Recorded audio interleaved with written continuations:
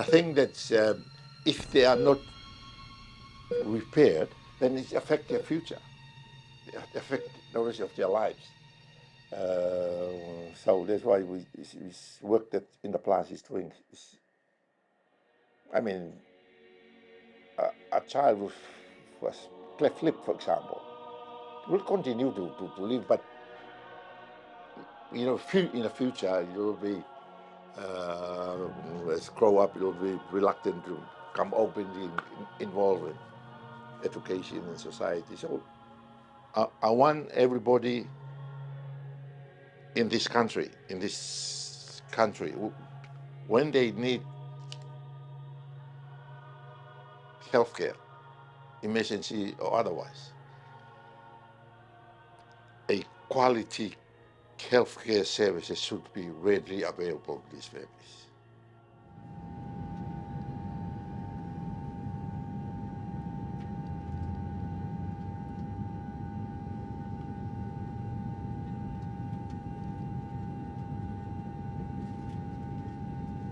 Yeah, that's sort of what I'm asking. Yeah, I mean, you could just put him in an aspen collar and put a graft on that you feel he can put on, right? He's got both thighs that are available, so he's got good skin. In terms of quality of life, you change things out of sight, Yeah, and then obviously, you know, you release that and there's going to be quite a large gap there as well, although you do a bit of a Z-plasty sort of. This is exactly the sort of thing that I'd expected to have found when we came. And it'll be done early in the week and early on the list, just in case there are any issues. But I actually think we're going to be able to give him a very, very significant improvement with a relatively simple operation. Major challenges. And so it's one thing to be able to do the operation, but we have to be able to get him off to sleep safely and then wake him up safely. And he's got, with his neck, the thing that we're looking for is how much he can move. And if we can't get a tube down into his lungs, what our options are to do something else.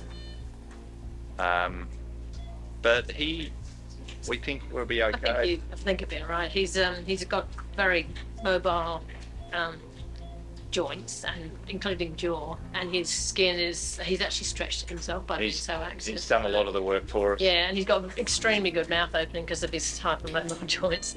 So I think he'll actually be intubatable, and if not, we'll be able to use a little device, laryngeal mask, which we'll be able to use for his airway. And the operation that David's chosen, just rather than starting on the neck, is maybe bring it up from the chest so advanced, and that will make our life a lot easier too. He will be a challenge, but he needs his surgery. Hello, I'm Sarah. So this is Madeline, who's a 6-year-old who's born well but with a partially incomplete cleft lip. She's been functioning very well, defect of a cutaneous lip, which she'd like us to fix, which we'd love to do for her. So we should be able to get to that this time for you. Do you have any other questions? And then you can stack up a burn and a lump behind it probably. So we could probably split these clefts up over 2 days. Yeah, so... Do you know there's one more to see? Okay. Well, we've got 6 unilateral incomplete cleft lips. So they're otherwise well kids, palates intact. Very old school method of trying to figure out what we're going to do during the week. Just shuffling the paper to get a good sense of the type of work we've got to go well with the anaesthetist that we have in terms of paediatric and older, and also to spread the load in terms of the demands on the local staff as well, caring for them afterwards, and just shuffling around to make sure we don't overburden each day as well. But I think we'll have enough time and enough work to fill the week quite nicely.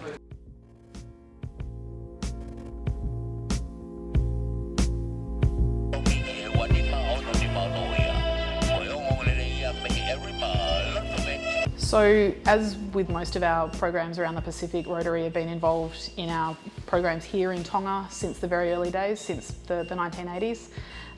The particular program that we're here with at the moment was primarily funded through Rotary, so Rotary clubs in Australia who raised the funds for this trip. But we also work quite closely with the Rotary Club of Nuku'alofa, who are the club based here in Tonga, and they've been very supportive in helping some of the arrangements to get the team here. We'll have the opportunity to meet up with them while we're here and talk about the program and sort of re-establish some of those face-to-face engagements and relationships with them too. It's 1983, so 40 years, and like most of the Pacific Islands of a similar size, Tonga don't have any specialised plastic surgeons. So they've got general surgeons who sometimes have a little bit of an interest in plastic surgery or have some basic plastic surgery skills, but they don't have a permanently based plastic surgeon here who are able to provide the clinical services that are required to the population. So Interplast's focus over the 4 decades that we've been here has been around supporting that clinical service provision, so sending the team in to do the surgery alongside our local partners, but more so I suppose in the last 10 to 15 years our focus has really increased to be more around the capacity building, so building the local capacity to deliver some of the clinical services, but also the peripheral services around the surgery as well. There was another soft tissue mass that we saw that might also go on the end of the list, but we don't know what else is due to turn up. Actually, what I've been doing for the last 20 minutes is just sort of thinking through what I'm going to be doing. It's a little different to what I would normally be doing at home, but the principles are all the same, and it's just, I guess, getting clear in my own head how I'm going to approach this and let everyone else do their job, and then I'll step in and do mine. So we're just doing a repair of an incomplete cleft lip. A cleft lip occurs when there's failure of fusion of the components in utero as the embryo develops. So the embryo develops with a plate that folds forward, forming the central part of the lip, and a fold that forms from the side, and these fuse to form the full complete lip. When there's an arrest or a failure for that fusion to complete, then we end up with a cleft. The cleft lip is one of the more common types of facial clefts. There are other rarer, more complicated clefts. It's slightly higher than we're seeing in Australian populations. Yeah, Asian populations have a slightly higher incidence.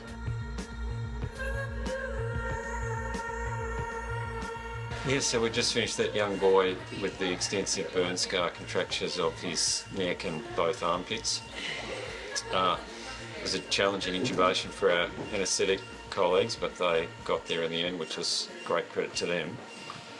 We had quite extensive release of his anterior chest and lower neck and right armpit in the end.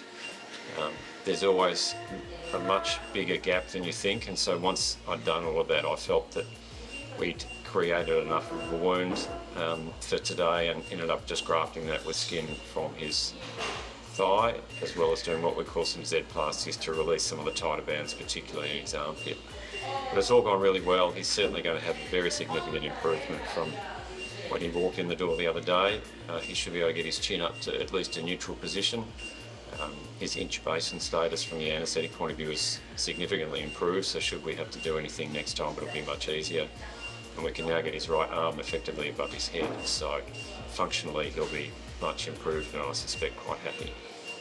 The plan, of course, is to get him to heal and then hopefully see him again when we return the next time, and we can look at releasing his left armpit and potentially tidy up a few of the other things that might have deteriorated a bit in that 12 to 18 months until we return.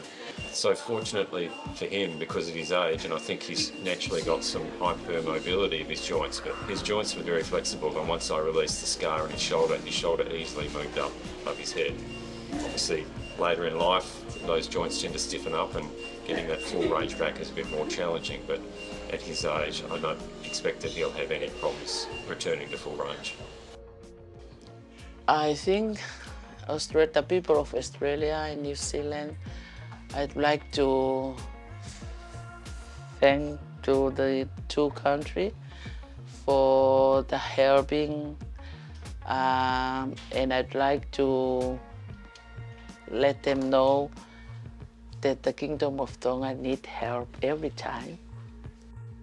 I think if he grown up, I'd like to be a doctor. Yeah. I believe he know now the problem happened to him, and I think he would be a doctor. So the problem he is now, I think he can treat the other people in the future. Rotary is a vital part of what allowing Interplast to offer what it offers to these communities. Clearly they fundraise heavily for Interplast and feel like they are contributing significantly to our work. And it's great to actually have the volunteers come along on occasions to follow us on our trips to these places to actually see the work that we can do. I've been fortunate enough to have a number of observers over the years, and universally they've been overwhelmed by the experience and particularly impressed by the work that we can do in changing these people's lives and the lives of those in their community. The great thing about that is that they become energised about what they've been doing and return to their local clubs and promote what we do and help raise more funds. And that positive feedback cycle is really what keeps it all going. Rotary is a very important part of Interplast.